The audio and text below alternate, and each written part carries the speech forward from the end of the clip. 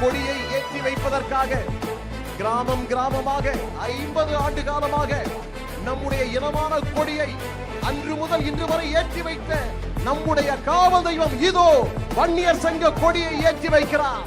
பறக்குது பார் வன்னியர் கொடி, வன்னியர் தனிப்பெரும் சமுதாயத்தினுடைய கொடி இதோ பறக்கிறது. தன்னகிரில்லா தலைவனின் கடுமையான உழைப்புக்கு கிடைத்த பலன் ஐயா உருவாக்கிய கொடி இதோ பட்டொளி வீசி பறக்கிறது.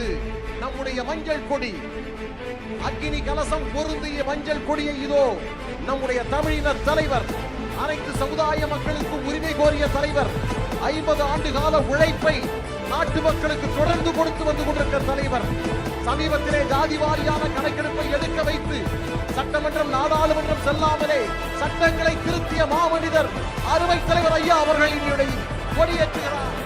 வன்னியர் சங்கத்தின் கொடியை ஏற்றுகிறார். இதோ நமது இனமான கொடி, நம் சமுதாய கொடி, ஐயா உருவாக்கிய கொடி, 1 கோடி இளைஞர்களை உருவாக்கிய கொடி, தனி பெரும் சமுதாயத்தில் தன்னகரில்லா கொடி. உழைப்பு ஒன்றையே மூலதனமாக கொண்டு வருந்தி வாழும் மக்களுக்கு உரிமையை பெற்றுத் தருவதற்காக அயராது பாடுபட்ட மாபெரும் தலைவன் மாநாட்டு பந்தலிலே இதோ கொடியினை ஏற்றி வைக்கிறார்கள்.